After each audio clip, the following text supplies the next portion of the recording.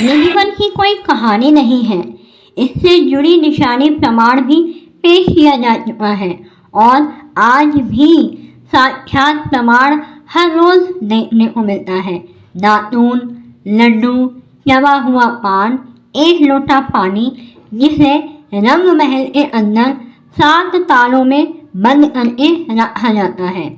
लेकिन अगली सुबह सब कुछ बदला रहता है।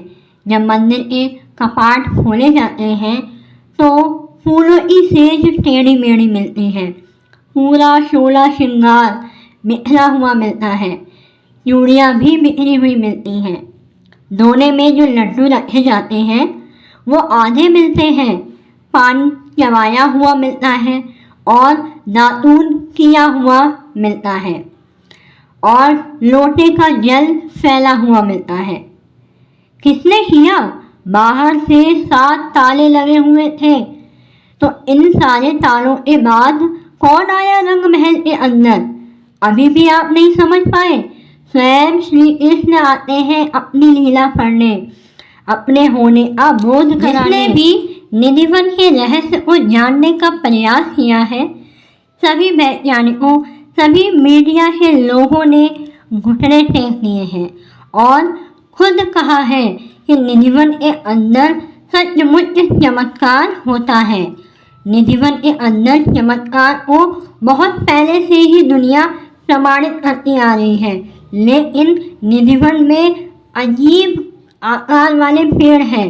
मान्यता है कि ये कोई साधारण वृक्ष नहीं है, ये सारी गोपियाँ हैं जो रात्रि के समय गोपियाँ बन जाती हैं और दिन के समय साधारण से वृक्ष।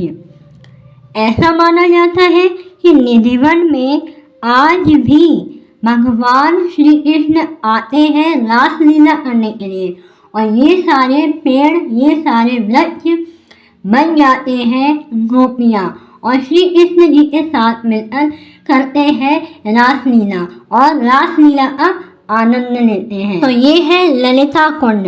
इस ललिता कुंड के पीछे भी श्री कृष्ण जी की एक अद्भुत लीला छुपी हुई है।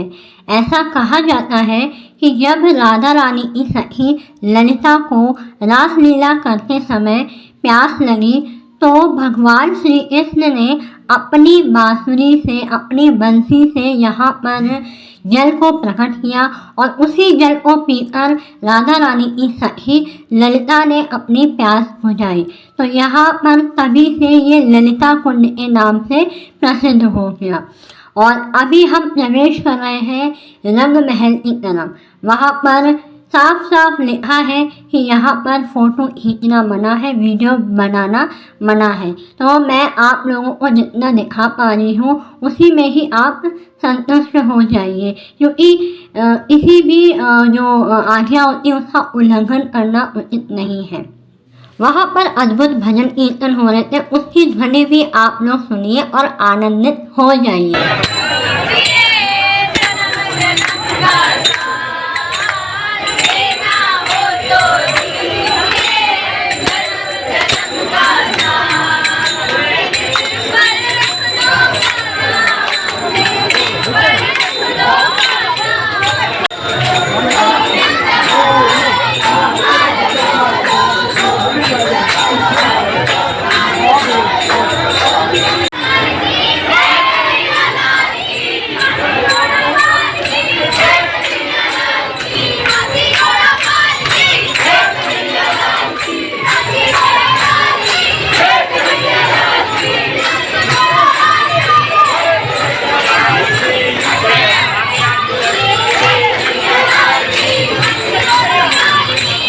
निधिवन के अंदर प्रवेश करते ही आपको अपने अंदर एक ऊर्जा का आभास होने लगता है। आपको ऐसा प्रतीत होने लगता है कि मेरे अंदर एनर्जी आ गई है। हमारी जो निगेटिविटी होती है, नकारात्मक ऊर्जा होती है, वो सारी ख़त्म हो जाती है और अपने आप में ऐसा आभास होने लगता है कि मानो भगवान श्री कृष्ण के हमने साक्षात दर्शन कर लिए हो। और ऐसा भी प्रतीत होता है, ऐसा आभास होता है कि भगवान श्री कृष्ण कहीं न कहीं हमारे इर्द गिर्द है, हमारे आस पास ही है, जो हम उनको नहीं देख पा रहे पर वो हमें देख पा रहे हैं। और जिस तरह आप वीडियो में देख रहे हैं, ये वही समाधि स्थल है जिन्होंने भगवान श्री कृष्ण को रात्रि के समय रासलीला करते समय देखना चाहा था। तो मैंने कहा ना कि जो भी भगवान श्री कृष्ण को रात्रि के समय देखने का प्रयास करता है, या तो वो बावला हो जाता है या फिर भगवान श्री कृष्ण के साथ में वैकुंठ धाम चला जाता है। तो ये उन्हीं भक्तगणों की समाधि स्थल थी जिन्होंने भगवान श्री कृष्ण को देखने की चेष्टा की थी। तो हमारे निधिवत के दर्शन हो चुके थे, हम लोग बाहर निकल कर आ चुके थे। जब मैं पिछली बार आई थी निधिवन में तो बहुत कुछ बोलते हुए थी, इस बार भी बहुत कुछ बोलते जा रहे, देखते हैं सुनते हैं कि नहीं सुनते हैं। इस बार अच्छा लगा, बहुत अच्छा लगा, सब कुछ अच्छा हो रहा है मेरे साथ में, बहुत कुछ अच्छा हो रहा है।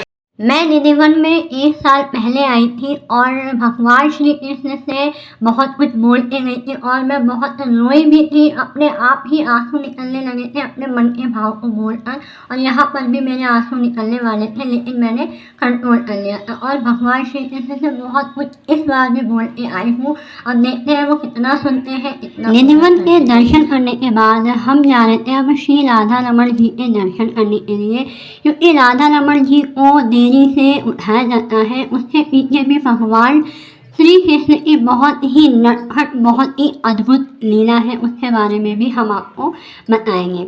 तो उनके जो कपाट हैं मंदिर के वो बहुत देरी से खुलते हैं, 12-1 बजे के बाद ही मंदिर के कपाट खोले जाते हैं, क्योंकि ऐसा कहा जाता है कि जो श्री राधा रमण जी हमारे जो हैं वो बहुत ही छोटू से हैं। वो लीला करने के लिए, रास लीला करने के लिए निधिवन में चले जाते हैं और सुबह के समय 4 बजे आते हैं लौट कर। उसके बाद वो विश्राम करते हैं, शयन करते हैं, इसलिए उनको देरी से उठाया जाता है, जगाया जाता है। और ऐसा भी कहा जाता है कि वहाँ पर आरती के समय ना तो घंटा बजाया जाता है, ना ही किसी भी प्रकार की ताली बजाई जाती है, क्योंकि हमारे जो राधा रमण जी हैं वो बाल स्वरूप में है, बहुत छोटे से हैं, इसलिए वो कहीं डर ना जाए, उनको किसी भी प्रकार से भय ना लग जाए, इसीलिए आरती के समय ना घंटा बजाया जाता है, ना ही ताली बजाई जाती है। क्या आप सभी भक्तों को ये पता है कि श्री राधा रमण लाल ही स्वयं प्रकट हुए हैं, इनको किसी भी कारीगर ने नहीं बनाया है।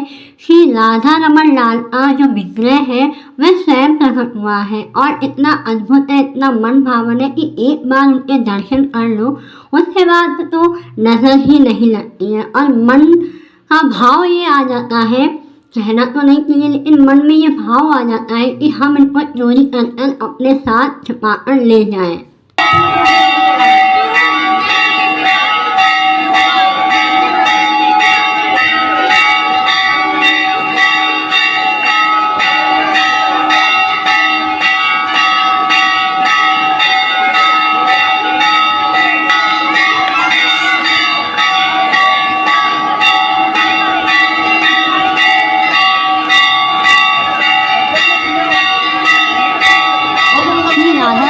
जी की आरती और पूजा होने के बाद उनके चरणों का अमृत बरसाया जा रहा था, और जिसको सभी भक्तगण बड़े प्रेम भाव से ग्रहण करने का प्रयास कर रहे थे, और हमने भी भगवान राधा के चरणों का अमृत ग्रहण किया।